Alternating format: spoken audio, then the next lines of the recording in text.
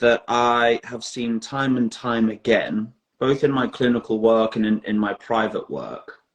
And the context of what we're talking about today is, how do we connect with our bodies? Well, I think a powerful question that we want to be asking ourselves is almost the reverse engineer of that. Is like, when did we disconnect from ourselves, right? When did we disconnect from ourselves?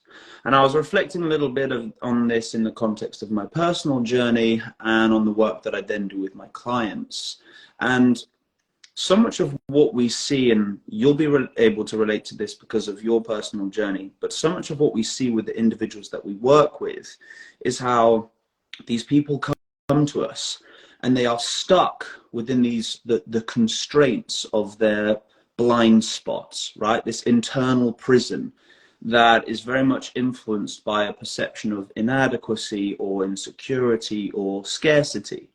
And as a result of that, we then accumulate all of these survival mechanisms, and we compensate and we adapt to try and protect ourselves, because that's always going to be our go-to. It's some form of protection. It's this instinctual response. And then, as we know, we then find, this is when we come to like the final layer of that, which is that physiological response. That's where the dis-ease within inside us literally manifests itself as disease. Yeah. And so, you know, the diseases that I'm helping people work with are very much under the realms of their relationship with mind, body, and food. So coming back to that question, right? Why do we disconnect from ourselves in the first place? Well, to share my personal journey first, it's fair to say that growing up, I grew up with the perception of fear. And I grew up with the perception that there was something wrong with me. And I grew up with the perception that I wasn't good enough. Okay. And the reason why I use the term perception is because the majority of people tend to identify with that as though it's something which is real. But it wasn't. Right? It wasn't true that I wasn't good enough. It wasn't true that I was going to get things like, none of those things were true. It was just a narrative. It was just a story that I had created. But it's amazing to see that if left unchallenged, you can snowball into something that goes, that takes you so far away from that. And I think this is something that I want to address, because whilst there are elements to the work that we do which are somatic based, fundamentally, it's coming back to the story that started this in the first place, right? So it's the thinking that creates the beliefs. It's then the beliefs that creates the behaviors, and there's our snowball effect. And I think, Gabs, where so many people go wrong is they're always trying to deal with the symptom. Yeah. Okay. So they're trying to deal with that physiological reflection. They're trying to deal with what's happening up here rather than actually exploring what was happening at a deeper level. And so that was the majority of my story. I spent so many years thinking that if I have the perfect body, right? If I just just need to find the fucking perfect training plan. If I just get the perfect training plan, then I'll be fine. Then all of my problems will go away. And so that's where I placed all of my time and my focus. And I think in part I did that because that felt like the easiest solution. Because really, if I'm being honest with myself, underneath that, life felt pretty chaotic. And I didn't even know where to begin, right? It's like that cauldron had bubbled up so much and was overflowing so hard in me that I didn't know what to do with it.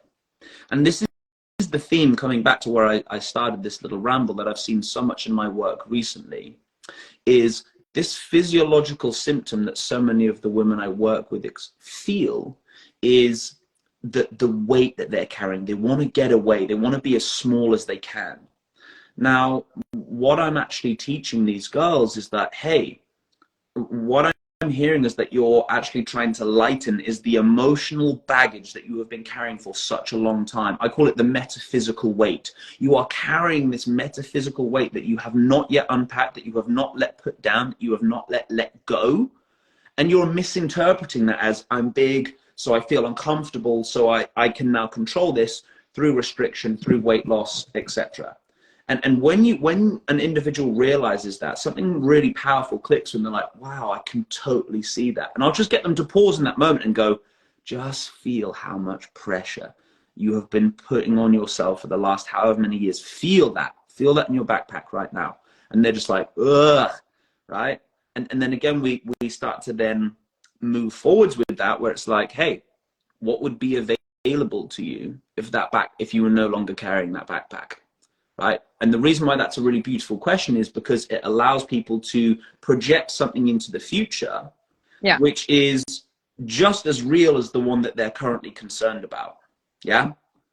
So many people are projecting past her into a future, which is why they're so concerned and Yeah. so committed to trying to control what the outcome is. So if we take all of that away, right? If we take all of that away, what is left? The piece that is available to them is possibility of doing something different. And that's when you start to install hope into someone that they're actually able and capable of doing something different. And that's where the magic starts. So I've just done a big waffle for you there, but I hope you can piece some of that together. But that's just been something that's come up for me recently. Yeah, my love, I really love that. You know what I really love about you, Rory, is that you're such a philosopher. Like I can just sit there and close my eyes, and you how eloquently you put things together and piece things together in such a philosophical way. I think that you need to write a book. Maybe one day. One day. Yeah, maybe one day. One day, I'm happy doing that. Yeah, you mentioned so many pieces that the disconnect. I think as obviously somebody who's trauma informed, for me, disconnect is like trauma. You know, it's that kind of the first piece to the missing puzzle. And we experience when we experience trauma, we experience disconnect. And Yeah.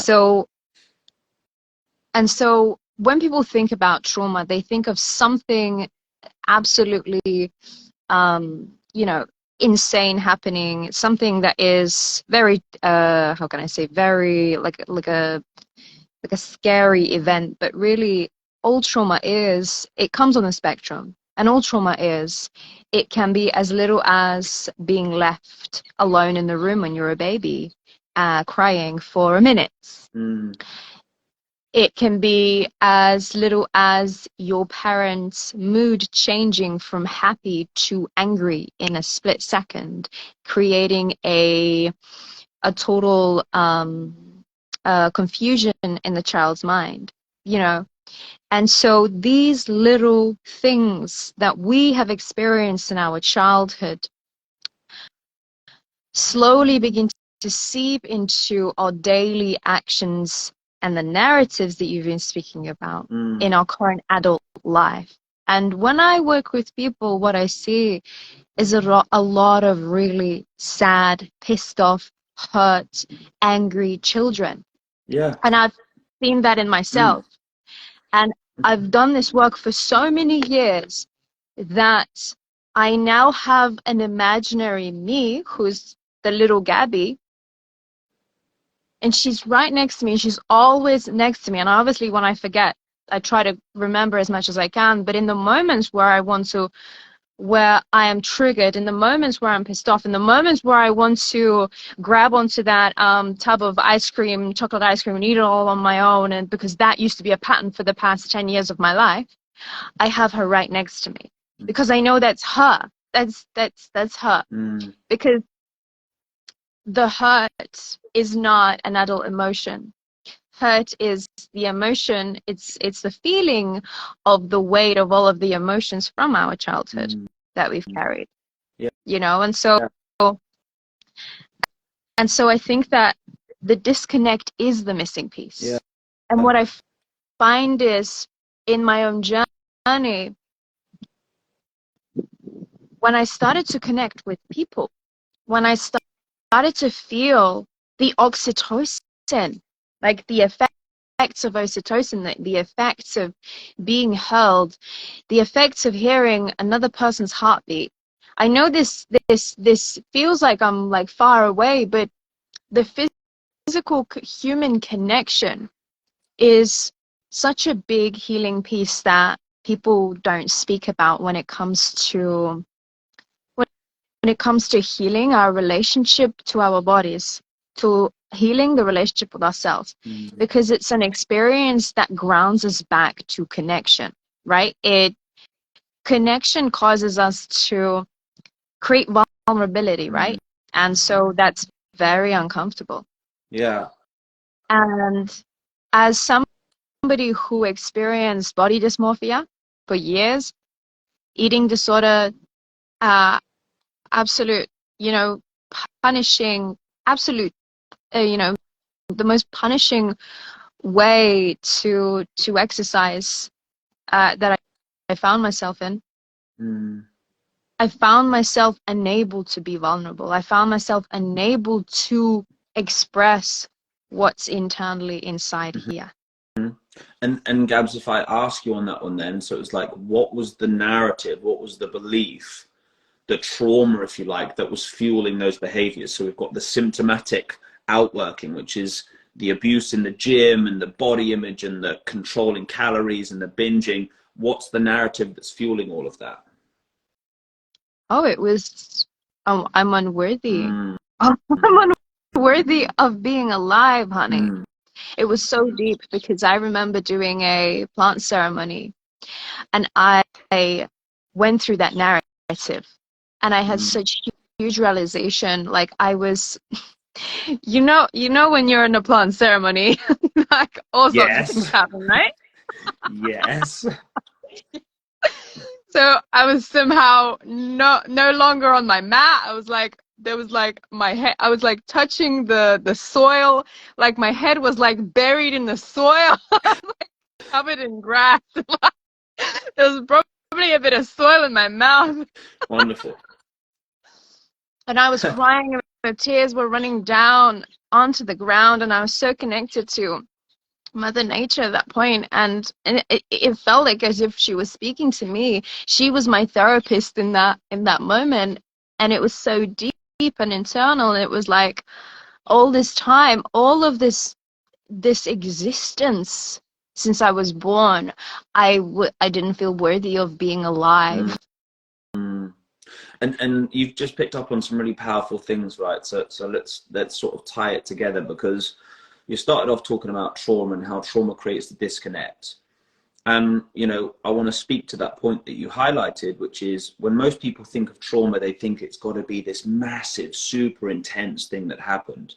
But I really love the way that Dr. Gabor Mate speaks to it, which is like, trauma is not about what happened. It's about what you meant. It's about it's about the meaning, right, that you attached to what happened. And let's say we have that meaning that we have attached to something that's happened in our childhood, and that meaning becomes, I'm not safe or I'm not good enough.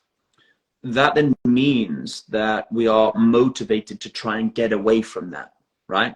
So I then call that, you know, the way that I teach it with people is that you're now stuck in the cycle of a fear-based reaction, because you are moving forwards through life. But the analogy I'll always use is, but you're driving your car through life, but rather than looking through the big, you know, windscreen, you're looking through your rear wing mirror, trying to, you know, making sure that you're keeping your eyes on the thing you're trying to get away from.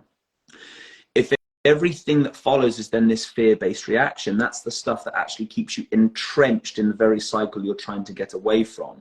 And again, when you realize that's the cycle and the pattern that you're stuck in, you're able to take a step back and actually ask yourself the question, which I don't think a lot of people do, which is that whole like, hey, what is it that I actually want? Okay. When you ask a lot of people what they want, they will tell you based on what it is they don't want. Gabi, I don't want to feel like this anymore. I don't want my life to be like this. I don't want my body to be like this. I don't want my life to be like this. I don't want my relationships to be like this. Cool. Great. What would you like them to be like? Because now I can start to help you create the idea that there is a possibility ahead of you which is very different to the one that you have experienced. So now we're no longer reacting to the narrative of fear, but we're actually starting to cultivate and create a desired outcome, but looking at it more through the lens of love. And I think that's one of the hardest things, right? The majority of people who I work with, all the people who I work with, and one of the biggest things that I have had to work on with myself and my own journey is to stop treating yourself like an asshole, because it doesn't get you anywhere, right? The more unkind you are to yourself, and I think there's a misunderstanding when we use the term compassion, especially with guys. You know, you'd be like, hey, you need to be more compassionate to yourself. Sounds like this cringe-worthy word. They're like, nah, doesn't work. Okay. But really all we're saying is, hey, this idea of being compassionate, I'm not telling you to go and do these self-care practices and going and have a bath and stuff like that, right? Not that those things aren't important. I think for me, the key driver behind compassion is honesty, right? That is to say, hey, be honest with yourself about the reality of your life right now. That is the kindest thing that you can do. Because otherwise, all you're doing is you're sweeping everything under a carpet at the moment. And I promise you, at some point, you are going to fall head first over it. And now you've got a real problem to start cleaning up. So that's the greatest form of compassion, both for men and for women. Okay, men, the way I see it, men don't need sort of the smothering, that sort of motherly love. There's an element of it for sure. But I remember it being described in a really powerful way, which was women need that love and that nurture and that nourish, and men want to feel powerful and capable, right? And I think there's quite like a distinction there in terms of then how we approach our work with men and women. I appreciate it's not a one size fits all for sure. But yeah, for me, the driving factor behind compassion is to be honest with yourself. Because you can only ever start creating change from that place of honesty. If you're pretending everything's fine whilst trying to get away from these fears, you're going to just keep arriving at roadblock after roadblock after roadblock. Does that make sense? Yeah. Yeah, and you know what came to my mind when you were speaking was, I want to ask you, why do you think we are so critical of our bodies? Why are we so critical of ourselves? Why is there, what I've realized, especially like in relationships, you know, doing more and more couples work, I've begun to notice how we are reserved to show love, like in any way, verbally, to praise and to motivate, you know, to pray, let alone ourselves, let alone others, right? We don't do it to ourselves, let alone we do it to others, right? There's such a huge piece to self-criticism when it comes to body-based disorders, like perfectionism,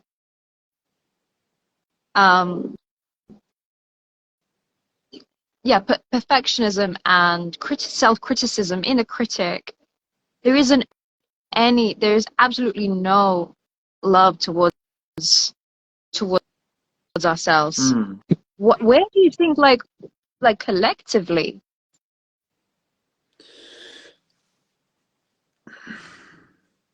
Insecurity is a commodity because I can monetize off it. Right. And this is then the danger of the society that we live in, and where we need to have that level of awareness, because it's like, I can make you feel like you don't fit in. And what we want to do as a collective, right? When we're born, we need that love and that safety and knowing that we belong and are a part of something. So I will do, and this is the ironic thing, isn't it? When we're born into the world, we've got this innate need for love. But I also add in there that we have the need for authenticity. But we will give up authenticity in order to feel some version of this. So we get the crummier version of love because I'm part of this collective community, which is actually, you know, the underlying tones of that are driven by insecurity and self-criticism and all of those things I can monetize, right? And I think that's one of the biggest things. That society encourages us to be envy of those with the beautiful bodies, to be envy of those with the big money, to be envious of those with the belongings, the cars, that all of it, doesn't it? Yeah. Right? Yeah. So yeah, the society we live in is monetizing people's insecurities and vulnerabilities. And so if that's then the bar that's been set, if you're not at that level, you're going to criticize the shit out of yourself until you get there. Yeah. The ironic thing is that actually that's criticizing yourself to self-improvement. It doesn't work. The two things are in complete contrast with each other. And the flip side is people think, yeah, but if I'm kind to myself, then I won't be driven, then I won't be able to achieve. And it's like, how do you know? You haven't tried it. You've been an arsehole to yourself for the last 30 years. Do something different. You know, life started getting easier for me where I could, you know, experience those mistakes, and rather than being like, ah, oh, you've done it again, you know, you're fucking this and you're a failure and blah blah blah, to be like, ah, it's all good, bud, it's all good, just to have those moments. Yeah. And building then on the confidence from that to say, hey, I'm going to talk to someone about this, or I'm going to share this with a family member, or I'm going to share this with a partner, I'm going to share this with a friend. Yeah. So yeah. Yeah. What you're saying is really powerful. And I think even the body has become the commodity. Like, it's become a thing. It's not people are so disconnected from the concept of the body being the soul, being the mind. It's like, oh no, like the mind is separate, the soul is separate, like everything is set, like the body is just like it's this commodity. People are, because what's coming to my mind now is, even to this day, Rory, I have clients where I'm still coaching body image, eating, relationship to food, because it's all connected to their lack of self-worth around love.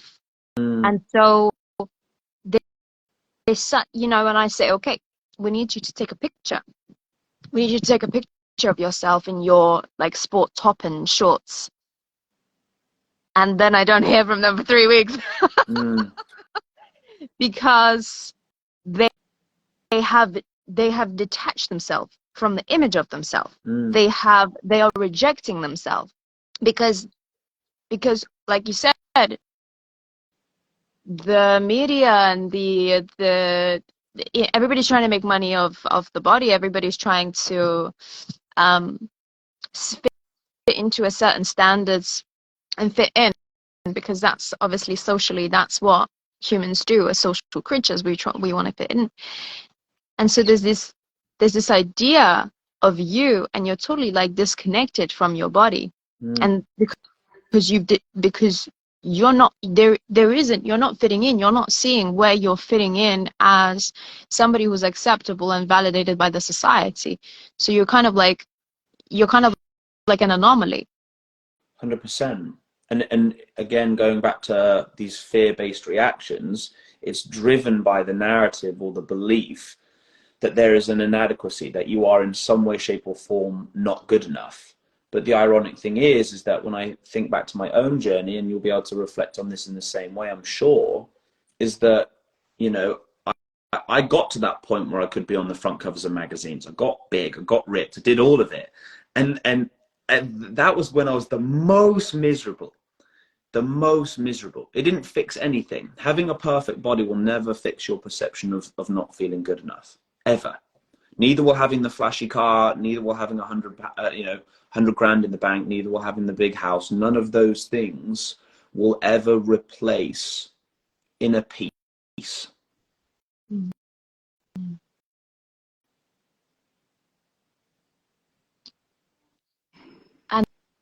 And that, I feel, is something that so many people can't get past. They can't get past this idea of inner peace, because it doesn't have a price. It's not a commodity. Inner peace is not a commodity. No, it's also so not. A lot of It's people not the don't get tangible thing that we can dress up.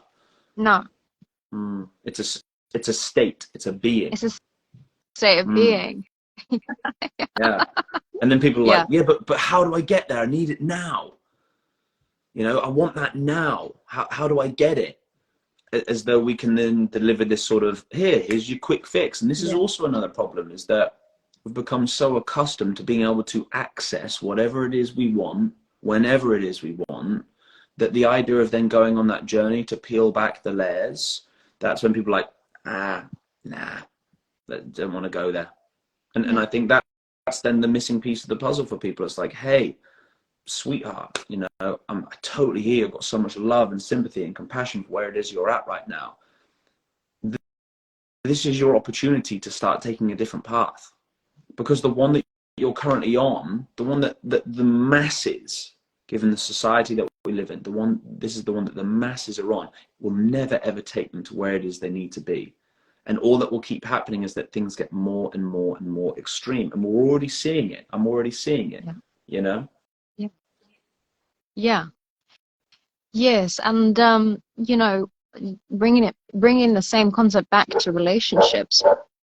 People, we get into relationships because we are searching for missing parts within ourselves, and that's totally fine.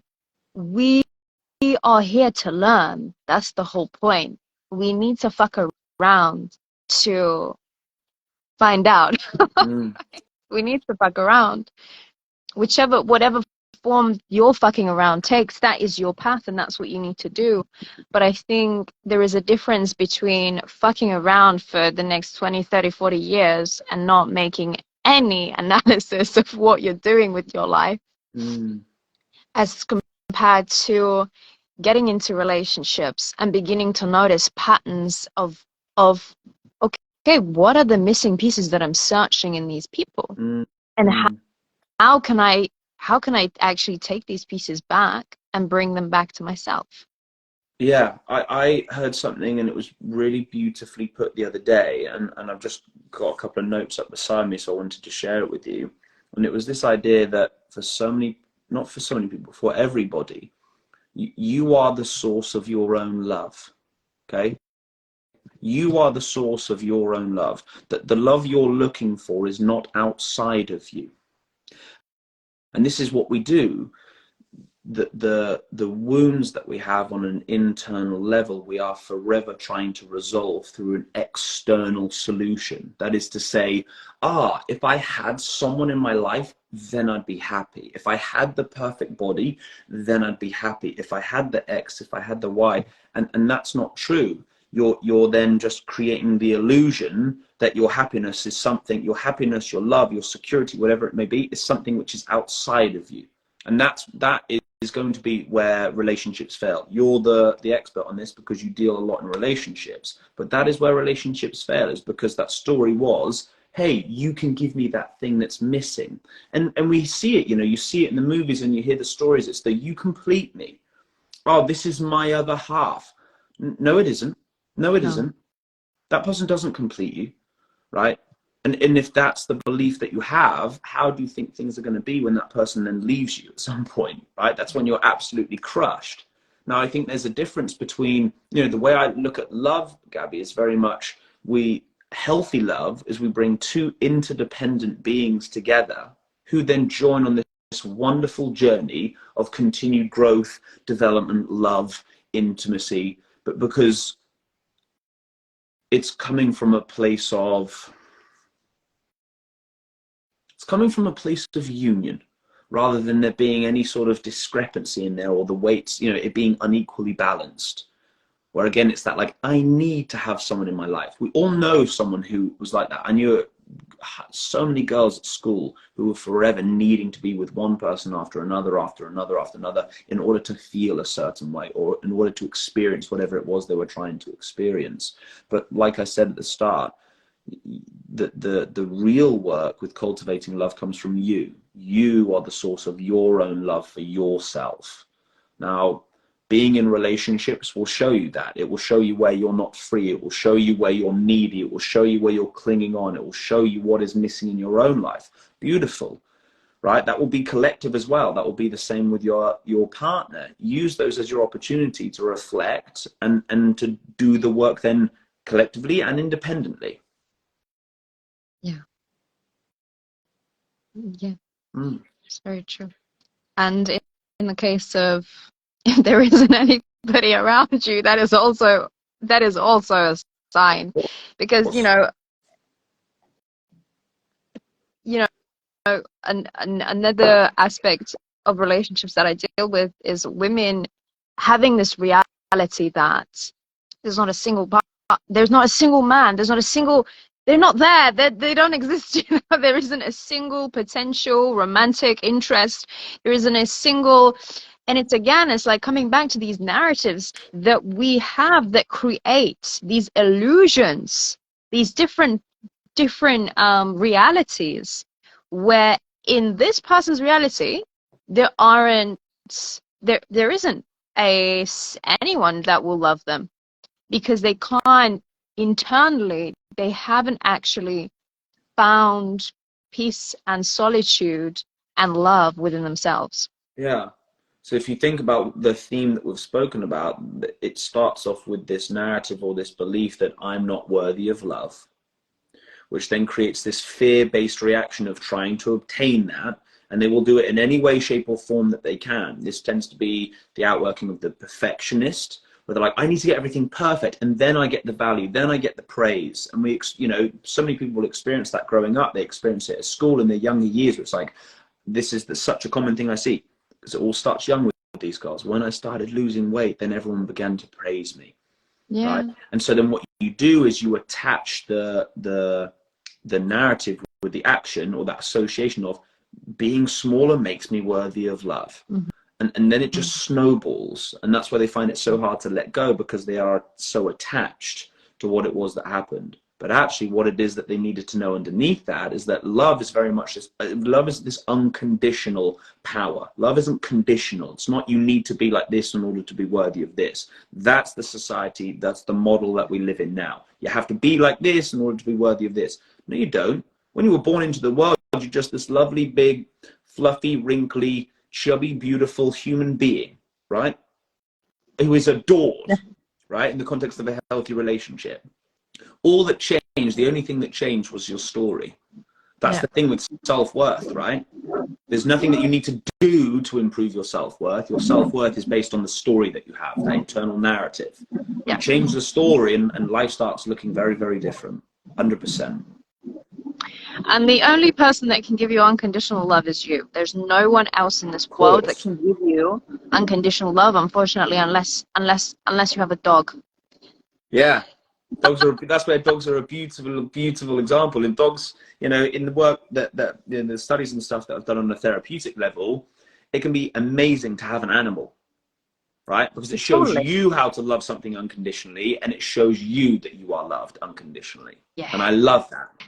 Yeah. You know, animals, nature can all teach us a hell of a lot of powerful lessons, Gabs. Oh yeah, totally. I really do. I see animals as your guardian angels, and we really get them at like really particular moments in our lives when we, like for me, my cat Sekhmet was such a huge support for me. She was, when she passed away, I was having a full-on breakdown, and I knew that, you know, I was an observer of my tantrum in that moment, and I was observing myself, and I was seeing like, wow, she's triggered so much unresolved stuff inside of me that was nothing to do with my love towards her. It was deeper. It was as if she was filling a hole for me that then I had to overcome anyway. And that's again coming back to these relationships. Yeah, you can fill the void with your perfect man, woman in your life, you know, partner, ideal partner in your life. But if you still have unresolved shit inside of you and they're gone, you're back to square one. You're back to the same void. You're back to the tub of ice cream. You're back to the binge eating. You're back to the smoking. You're back to the drinking. You're back to coping with the void because you're not addressing the void. Is what exactly what you said, right? And all of these symptomatic treatments, like medications, like, I don't know, you know, Netflix or going out or spending time, like anything can be an escapist excuse to actually fill the void. Even meditation, it took me such a long time to realize, like, wow, am I escaping right now? You know, with my meditation. Yeah. And yes, it comes back to the void piece, right? And how we go about addressing the void. And I remember when I first started getting into psychology, it was the Joseph Campbell who spoke about the circle of awareness, right? So we have the circle of awareness. So you imagine drawing a circle and we were to place a line through the middle. Everything in the top half, that's that 5% level of consciousness that we experience on a day-to-day basis. And underneath that is the 95% of our unconscious automatic behaviors and programs. That's the stuff that controls us. So like dealing with the void requires you to start bringing what is beneath to the level of your awareness, right? Now, how do we, you know, in terms of tangible things, because I think when people watch this stuff, it's like, okay, how do I do that though?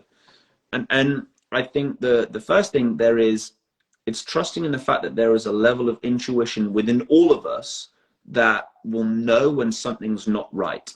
Okay, so you will be able to reflect from patterns in your relationships. I'll give you a good example.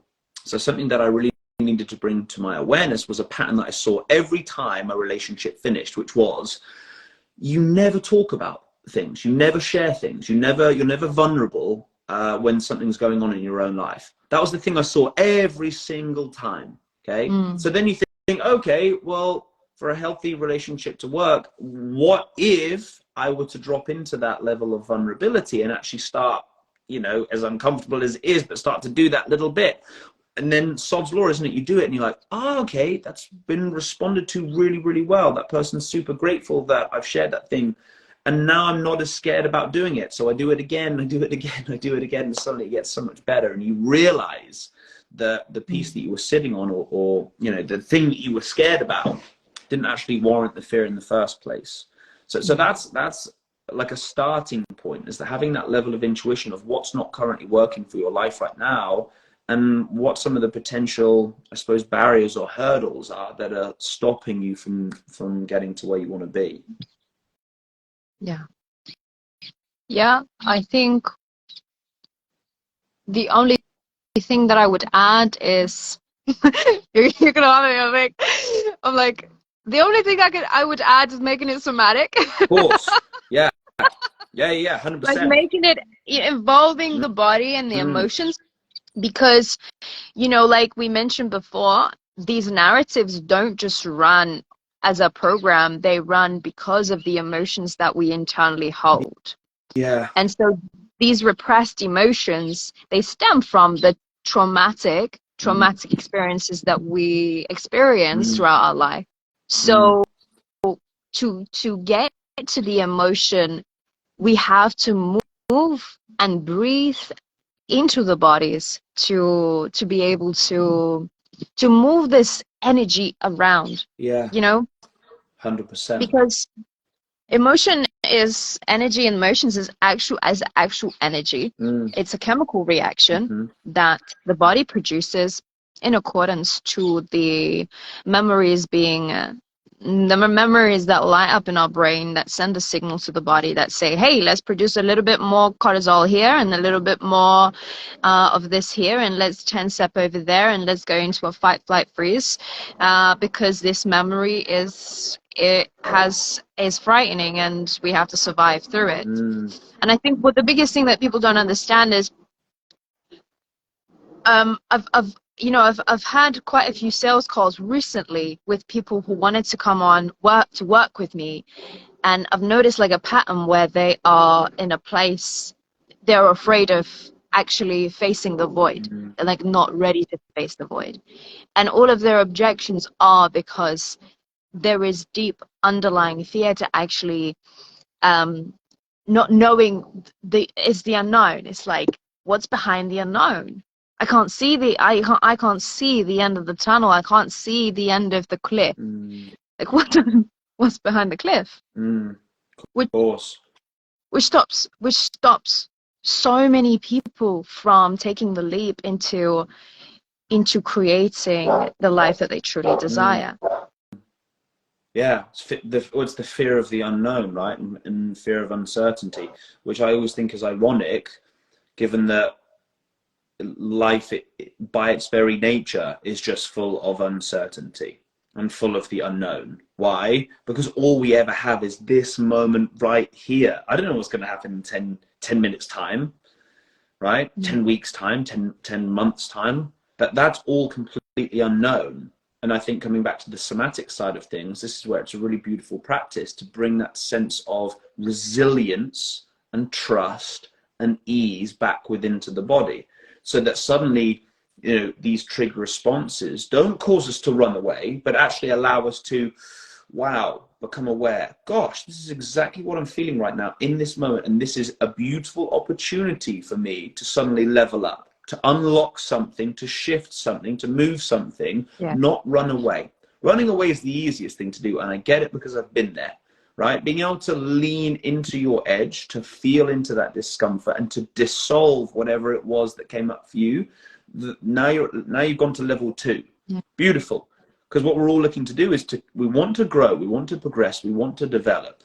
Well, if you always allow the hurt from your past to influence your present and future directions, then you're always going to feel stuck in life, always.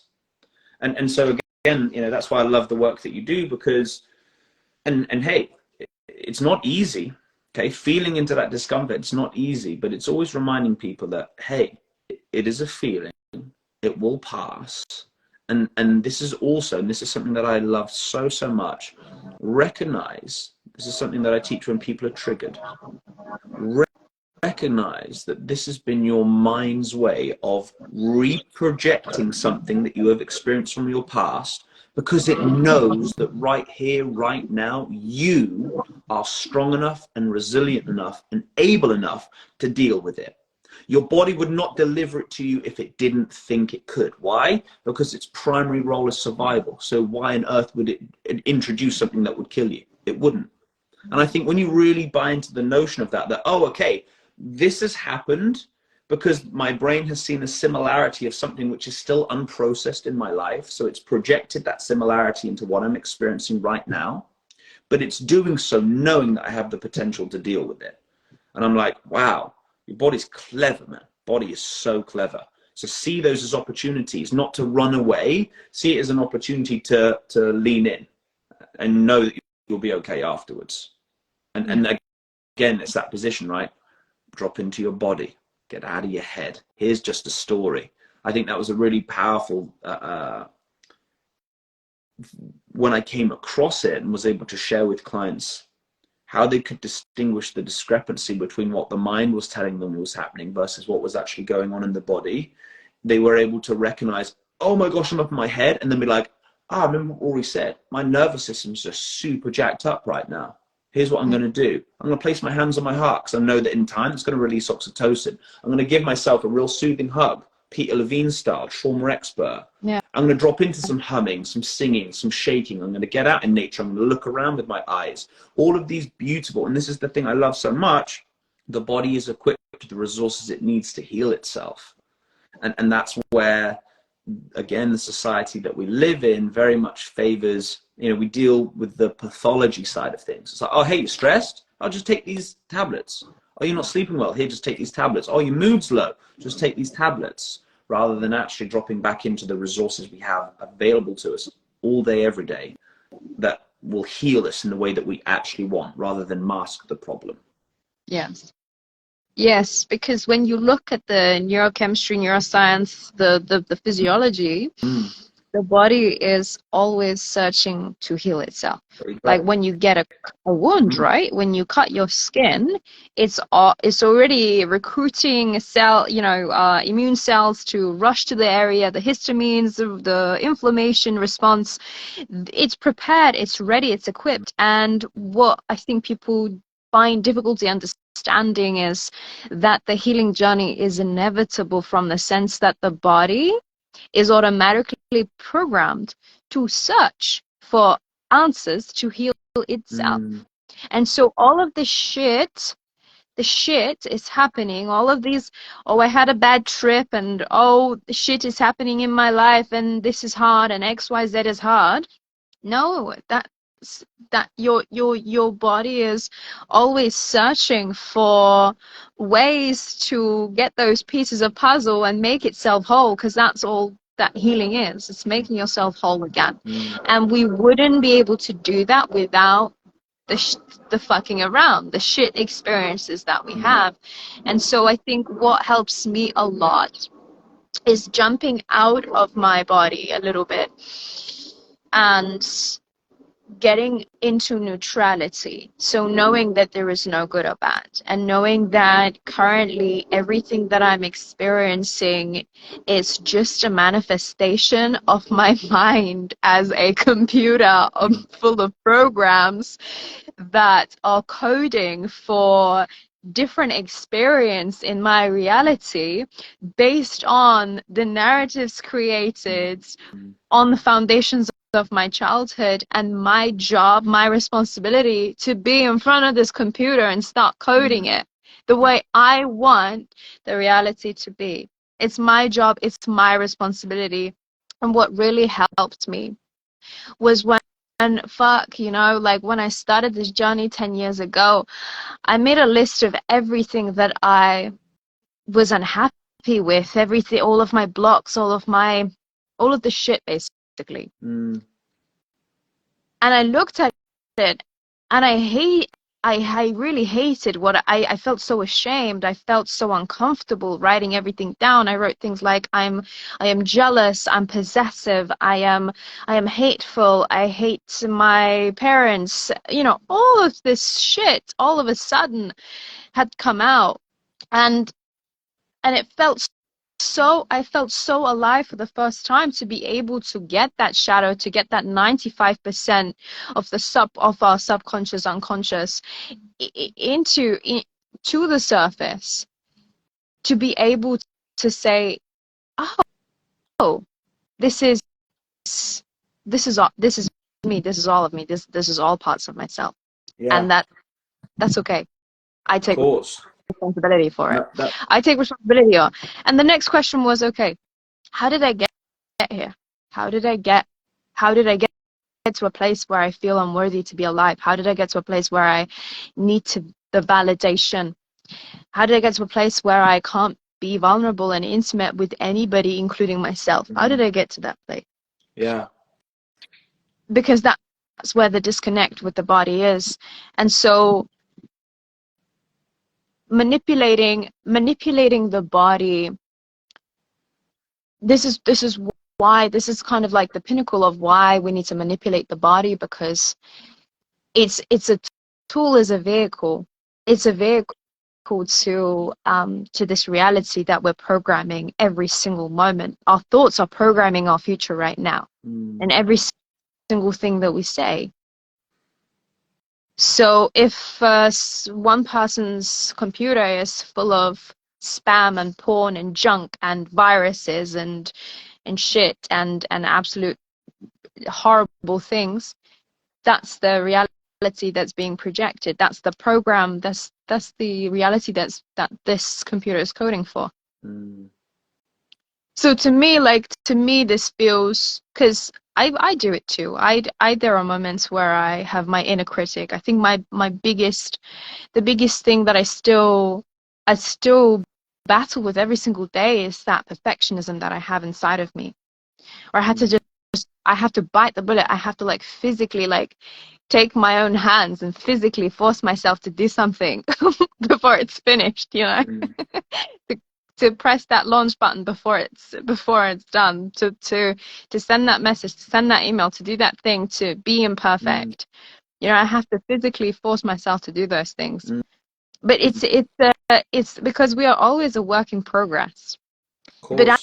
But I know that I'm in control of this computer. I am in control. I am the master. You know? Yeah. And I think this is what people are missing. They forget that they're in control of this vehicle. They forget because they've been instilled that, hey, you have this chronic, mysterious condition, you know, autoimmune cancer condition that we don't have any symptomatic treatment for, therefore you are done. And you take that on, you take that as an identity, and you wash yourself with it. And you're like, this is mine now. You know, I've seen it happen with people closest in my life, where people have identified with depression for years and years and years. And they were like, only medication can help me. And I think, you know, throughout that journey of getting out of anxiety disorder, OCD, eating disorder, body dysmorphia, what helped me was, for some reason, I was so resilient to not accepting that. Like, I didn't want to accept it. I didn't want to accept it. Like, I took responsibility for it. I was like, fuck, okay, I have anxiety. Like, I am having panic attacks. This is a thing. This needs to be fixed. Let's fix this. But I never fell victim to any of those things. And you can call me crazy, but I believe that you can fully heal your body from anything. I really do believe that. And again, like, it's the programs that we're running daily. It's the narratives, it's the stories that are coding that are coding our physiology, each and every cell of our bodies. Yeah. The DNA. It's telling those stories. I'm unworthy, I'm unlovable, I'm not enough. Every single cell of your body hears that story to the tips of your toes when we say that out loud. Stress creates disease, which then creates disease, right? and that's the piece. You know, Gabs, you've just brought up so many wonderful reflections in there. I don't think there's anything that I necessarily need to add in there. Again, it all begins, like that recovery journey starts with having that level of awareness, and that level of awareness can begin with the whole like, oh, okay, I don't want this anymore, right? Or I'm aware that I've experienced this, or I'm feeling the anxiety and I don't want to do that anymore. And to pick up on the title of what it was that we were talking about, this loops us all the way back to our start, where, you know, we ask people, okay, how do you go about connecting with your body? And that's where my invitation to you is, well, when did you become disconnected from it? Because you were always connected to it. You were born into the world connected to it. But at some point along the way, you disconnected from it, right? At some point, your narrative changed to, I need to be perfect, right? The perfectionistic part of you.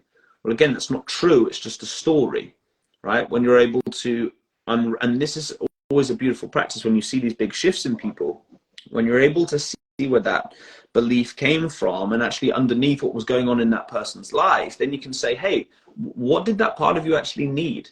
What did you need during that chapter of your life?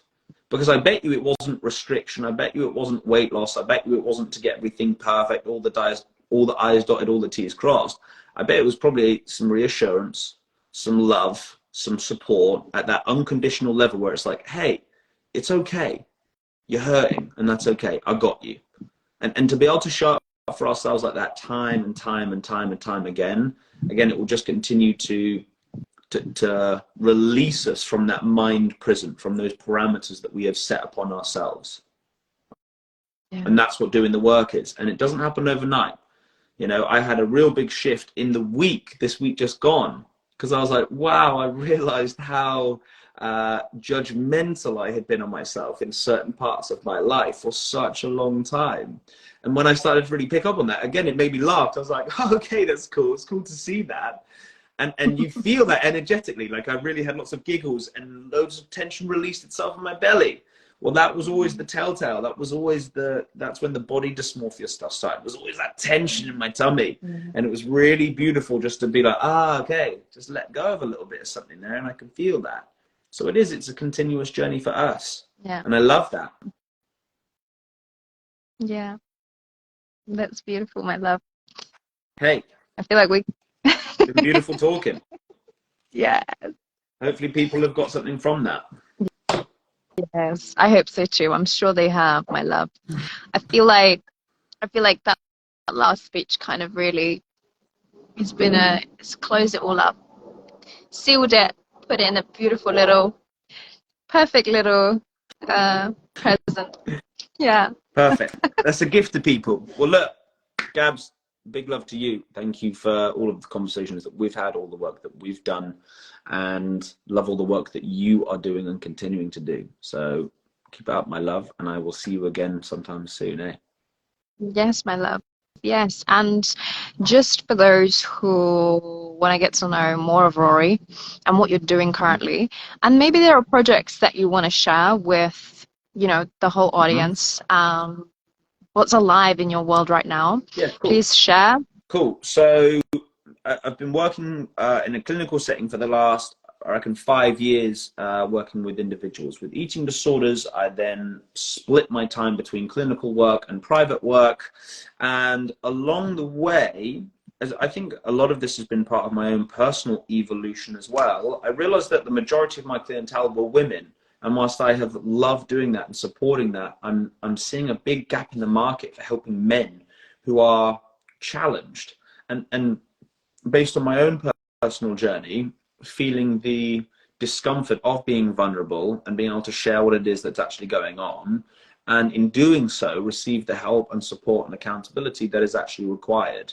So how things are unfolding for me at the moment is there's going to be a bit of a split in my business where I'm teaming up with a really good friend of mine who is an expert in the field of working with men, especially young entrepreneurial men who are maybe at the crossroads, if you like, in life between going from, part-time self-employed to full-time self-employed. Our job is going to be to support them on that journey to create really beautiful things and projects that then go on to support the masses. So that project's called Main Life. It's very much a watch this space. It's something that we're doing on a small level at the moment. It's only going to be growing. And then in terms of my personal work, my private work, you can follow me at Rory Thomas Brown. I do a lot of work on there regarding mind, body. I tend to talk about a lot of things, and a lot of the things I talk about tend to be based on reflections from my past and sort of motivation and inspiration from my future self of where it is I'm going in life. So yeah, hit me up. I've got newsletters. I'm on YouTube and do lots of podcast episodes and things like that. Just type my name in, Rory Brown, Rory Thomas Brown. I'm sure something will come up. And hey, if you just want to chat, drop me a message and come and say hello to me, because I'm always like it when people drop into my DMs and have a little conversation. So yeah, that's what I'm up to.